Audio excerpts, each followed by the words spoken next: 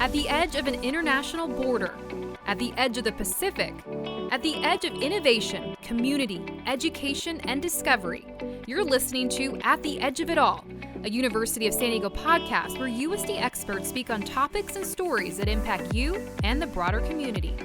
Hi, I'm Lisette Martinez. And I'm Elena Gomez, and on today's episode of At the Edge of It All, we sat down with Dr. Toyo Abadaran, and she talked a little bit about her journey into Africana studies and also blending that with her love for communications. Especially with her Instagram account. She has a huge following, and she really has done a great job with mixing her job as a teacher and her passion for social media. So don't miss out. Let's listen in.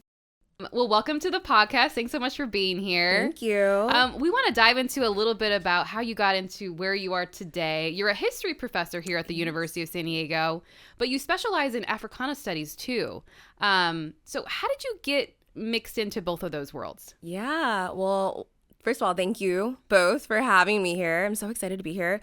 I never thought I would be a history professor. Let's start off with that. I had aspirations to be a physical therapist like my dad. At one point, I thought I was going to go into law. Psychology was also an interest and somehow got here. And I'm so grateful for it because I feel so fulfilled doing the work that I do. I think I've always had a complicated relationship with history, especially Black history. I went to school in a very, very small private school where I was actually the only Black girl in my class for a very long time. We rarely ever talked about Black history. And if we did, of course, it was during February, maybe 2 weeks, right? But it was always so awkward, right? Everyone's looking at me when we're talking about enslavement. And then we're barely brushing the surface with Black history. We're talking about Harriet Tubman, of course, maybe Martin Luther King Jr., but that was about it, right? Those three things.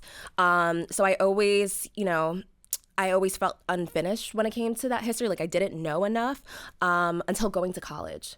College changed my life. My first Intro to Africana Studies class I took with Dr. Denitris Allison, and for me, it was just so much deeper than a class. It was so much deeper than the content that I was learning. I felt like she was literally giving me the words of what I went through in school. Kids would make fun of me for the color of my skin, calling me nicknames like Darky, right? When the lights went off, they would be like, "Where did Toyo go?" Calling me the N-word, things like that. But I didn't really understand. I knew it was wrong. I knew I felt uncomfortable, but I didn't really have the language to explain what I was going through until going to a class like that. And I'm like, oh, this is not just a personal experience. This is a universal experience, right? She really explained to me what it meant like to be a Black person in America, right? And not just in America, but the world. So the class changed my life, and I could not stop taking classes. I'm pretty sure I took every single Africana Studies class that was offered at Stockton University at the time because I just could not get enough. And it was senior year. I had to make a decision between where I wanted to go for grad school and what I wanted to do. I majored in communications and specialized in public relations and had an interest for social media management. But there was also this burden for wanting to learn more about African American history and just the Black experience in the world. So I was constantly getting advice to pick one or the other. And something told me I could do both. So I did go to grad school for Africology and African American Studies. I got my master's and PhD in that, but I never left the communication side of it, right? So I specialized in TV and film. I specialized at looking at Black social movements on social media in regards to Black women, like the hashtag Black Girl Magic movement. And, now I'm doing the work that I do. But yeah, it's been a long journey, but I feel like I'm in the right place. Well, first of all, I don't want to brush through what you just said. I mean, I'm so sorry that you had to go through that. And actually, I want to say that I'm surprised, but I'm not, because things like that are still happening, right? Yeah. To a lot of young children of color. Of course. So let's just start off there. Second of all, I would love for you to talk a little bit more about what was that aha moment in your first Africana Studies class that you took with that professor. What, if you can think back of like how it made you feel, what was it like? What resonated with you? What still is fresh in your mind from that very first class that changed your life? That's such a great question. Honestly, there's so many things. I would be crying after my classes. when do you cry after a college course? Like, why am I crying? Why do I feel emotional? Why can I not even explain these emotions that are just arising in me? I learned about history that I didn't even know existed, right? Hearing about the kingdoms and the civilizations in Africa before enslavement, that period of time was actually longer than the period of enslavement that we were in. That for me was a aha moment, right? That our history was longer than the history they were telling me in school, right? And teaching me in high school. So that was a big moment for me. Learning terms like colorism and texturism and really contextualizing my experience, right? And so many others, I believe that's what really resonated. And for it to be not just a class, but also something that was impacting my life, I thought that was so powerful. What about those classes you took? Do you take as sort of influence for your classes now, or what are some things that are missing that you say this needs to be told in these classes? What are some of the things you're doing there? Yeah, I mean, she inspired as a professor, as a Black woman professor. I hadn't had a Black teacher at all up until that point. I hadn't had a Black woman as a teacher at all at that point, other than the woman I know, other than the woman in my life, of course, like my mother and right, but not in the classroom. Not in the classroom. And I think there was something. I mean, you talk about aha moments. Being able to see someone that looked like me in a position like that. She was also a communications professor as well, dealing with Africana studies. She was the chair of Africana studies. Being able to visualize someone doing it both, right, doing both of the things that I was told so long that I couldn't do. I think that was a big deal. And I try to carry that torch now in the classroom setting, because you just never know who you're impacting. You never know who is looking at you and thinking, I could be that too. And we're ever so lucky sometimes to have students come up and tell us about the impact and the influence. But I definitely carry that torch. She's still doing the work at Stockton University, still impacting so many more lives after me. But yeah, I hold on to that. And I'm sure she's very much proud of you. I want to go back to the fact that you are doing two of your passions, right? And which is why I love this podcast, because we always find people find incredible ways to do everything they love, right? And I like the fact that you said, that you said, you know what, I can do this and that too. Yes. Your Instagram is so funny. Oh. Your Instagram famous. And I really think it's cool how you can relate to what's happening now, what your students are into, what they're doing, like the things you talk about. So tell us how you are able to combine both and how that journey has been for you. Yeah. Oh my goodness. Well, thank you. I play entirely too much. I am a very dark humor, sarcastic person, and I think it's important to have joy. I think joy is a form of resilience. I think joy is powerful, and we need that, right? I mean, some of our everyday things they're hilarious when you really break them down.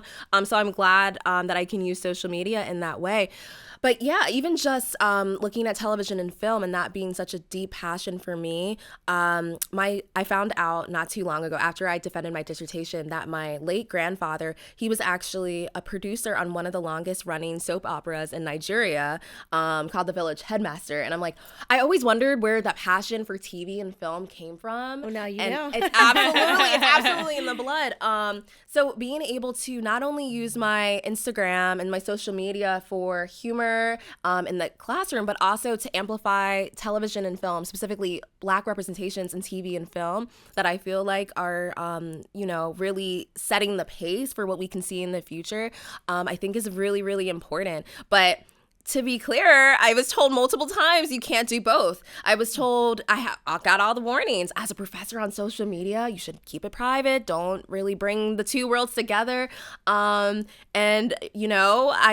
decided to do something different. Even if I wasn't seeing it, I decided to kind of set the pace there. And I'm happy I did, because it gives my students something to relate to as well. There's just so much to talk about. And you're fully you in the classroom, right? Yes. It's like, yes.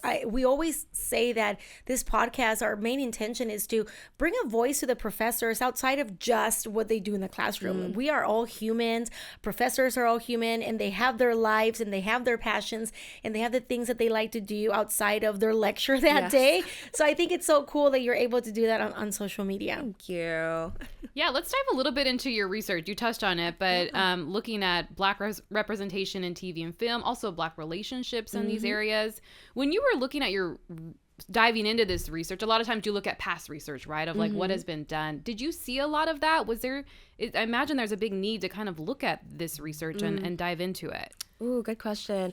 I was just thinking the other day about this statement that's constantly said, if you can't see it, you can't be it, something similar. I don't actually believe in that.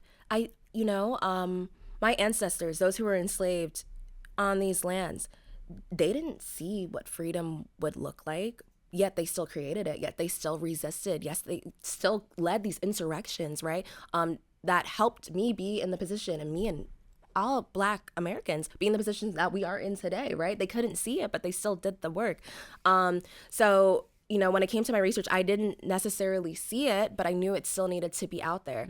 There were people who laid the foundation for my work, of course, right? Those dealing with Black representations in media, those who identified the different anti-Black stereotypes that we see in TV and film. So the foundations were there, but really stepping into this place of analyzing Black relationships in film, well, specifically in Black female lead television shows, that was a little bit new.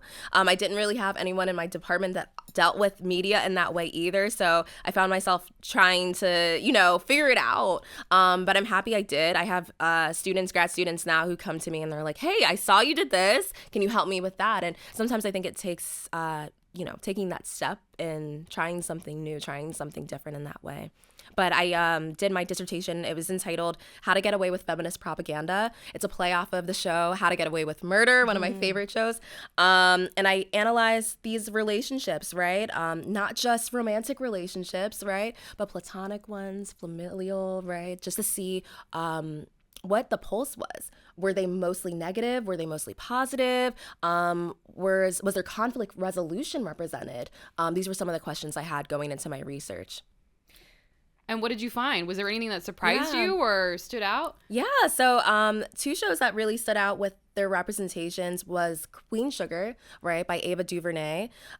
It was on OWN Network, and Insecure by Issa Rae. Those two shows had the most positive representations of Black relationships within their shows.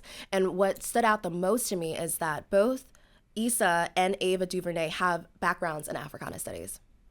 That's fantastic. It's a testament to the work that we do in this field. It makes a difference. The way you approach the world, the way you approach your content, anything that you're doing, it is different. Right.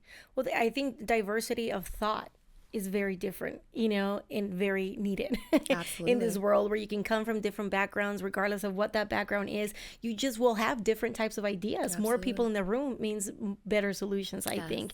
Well, it's very exciting to have you here today. I wish we could talk to you for hours and hours, but you too can follow along with our professor. Do you want to share your Instagram handle? Sure.